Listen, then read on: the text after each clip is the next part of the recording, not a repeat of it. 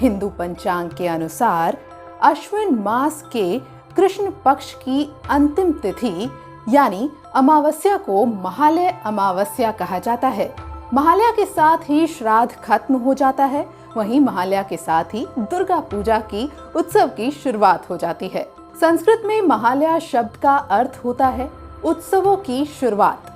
संस्कृत के मह शब्द का अर्थ है उत्सव और आलय शब्द का अर्थ है घर, यानी महालया को उत्सवों के शुरुआत के तौर पर भी मान्यता है। और इस बार महालया गुरुवार 17 सितंबर 2020 को है। आमतौर पर महालया के दूसरे दिन यानी पितृतर्पण के बाद से देवी पाठ यानी नवरात्र की शुरुआत हो जाती है। लेकिन इस साल महालया के एक महीने बाद यानी 17 अक्टूबर से दुर्गा पूजा की शुरुआत होगी और विजयदशमी 26 अक्टूबर को मनाई जाएगी। लेकिन इस बार ऐसा क्यों हो रहा है कि एक महीने बाद जाकर दुर्गा पूजा की शुरुआत हो रही है? दरअसल हिंदू शास्त्रों में दुर्गा पूजा आश्विन माह के शुक्ल पक्ष में होती है, लेकिन इस बार 2 आश्विन माह होंगे, एक शुद्ध तो दूसरा पुरुषोत्तम यानी अधिक मास, जिसे मलमास भी कहते हैं। 18 सितंबर से 16 अक्टूबर तक अधिक मास रहेगा। अधिक मास में यज्ञ, विवाह, मुंडन और गृह प्रवेश जैसे तमाम शुभ काम नहीं होते हैं। वहीं 17 अक्टूबर से 31 अक्टूबर तक शुद्ध आश्विन मास होगा।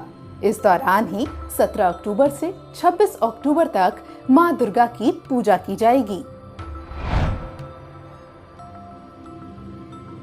अब बताते हैं महालया से जुड़ी कुछ पौराणिक मान्यताओं के बारे में, इसके पीछे के इतिहास के बारे में। पौराणिक मान्यताओं के अनुसार ब्रह्मा, विष्णु और महेश ने अत्याचारी राक्षस महिषासुर के संहार के लिए मां दुर्गा का सृजन किया। महिषासुर को वरदान मिला हुआ था कि कोई देवता या कोई मनुष्य उसका वध नहीं कर पाएगा।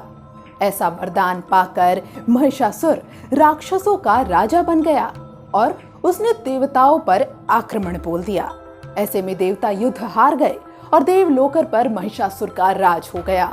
महिषासुर से रक्षा करने के लिए सभी देवताओं ने भगवान विष्णु के साथ आदि शक्ति की आराधना की।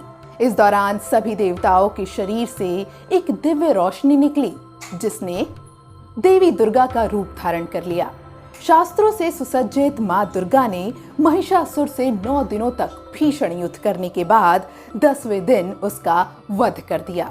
इस युद्ध से पहले महालया को मां दुर्गा के पृथ्वी पर आने के दिन के तौर पर मनाया जाता है। एक तरह से ये दुर्गा उत्सव शुरू होने से एक दिन पहले का दिन होता है। वहीं मां के धरती पर आगमन पर बहुत बड़ा उत्सव मनाया जाता है और खासकर छठी के दिन, जब पंडालों में बड़ा आयोजन किया जाता है। हिंदुओं के लिए महालय इस लिहाज से भी महत्वपूर्ण है क्योंकि पूर्वजों के तर्पण और पिंडदान का आखिरी दिन भी यही है। एक मान्यता ये भी है कि महालया के दिन असुरों और देवों के बीच में जो भयंकर युद्ध हुआ, इसमें काफी संख्या में देव और ऋषियों की मृत्यु हो गई थी। उन्हें तर्पण देने के लिए महालय होता है।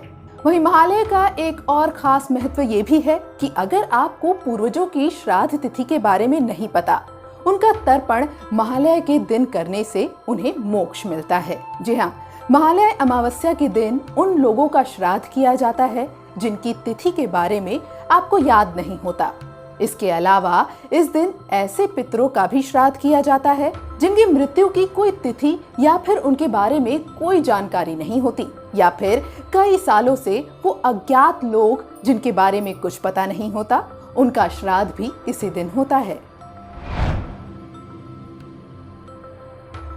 महालया वैसे तो बंगालियों का त्योहार है, लेकिन इसे देश भर में धूमधाम से मनाया जाता है। मां दुर्गा में आस्था रखने वाले लोग साल भर इस दिन का इंतजार करते हैं। लेकिन महालया के दिन क्या कुछ किया जाता है, इस पर्व को कैसे मनाया जाता है, ये बताते हैं। महालया अमावस्या की सुबह सुबह पहले लोग पितरों को विदाई देते हैं, उन्हें भोजन अर्पित करते हैं। ये भोजन कपड़े और मिठाई वो ब्राह्मण को खिलाते हैं। फिर मां दुर्गा की पूजा की जाती है, उनका स्वागत किया जाता है। इस दिन देवी दुर्गा की मूर्ति के आगे पूजा की जाती है।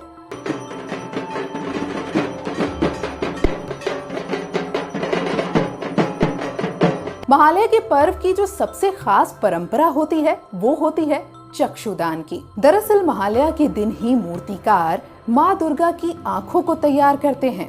वैसे माँ दुर्गा की मूर्ति बनाने का काम पिछले काफी दिनों से शुरू हो जाता है, लेकिन महालया के दिन मूर्तिकार माँ दुर्गा की आंखें बनाते हैं और उनमें रंग भरने का काम करते हैं। महालया के बाद ही माँ दुर्गा की मूर्तियों को अंतिम रूप देकर पंडालों में रखा जाता है। वैसे इस पर्व से एक और परंपरा वक्त के साथ ऐसी जुड़ी है जो बेहद खास है। दरअसल इस दिन आकाशवाणी कोलकाता सुबह सुबह महिषासुर मर्दिनी की स्तुति में चंडी पाठ का भी कार्यक्रम रखता है, जिसे सभी सुनते हैं और भक्ति में डूब जाते हैं। देवी माँ की आराधना करते हैं और उनका आवाहन किया जाता है। और जब माँ दुर्गा धरती पर आती हैं तो पूरे 9 दिन तक यहाँ रहकर धरती वासियों पर अपनी कृपा का अमृत बरसाती हैं। तो दैनिक जागरण भी यही कामना करता है कि देवी माँ की कृपा हमेशा आप सभी पर बनी रहे और आपकी हर मनोकामना पूरी हो।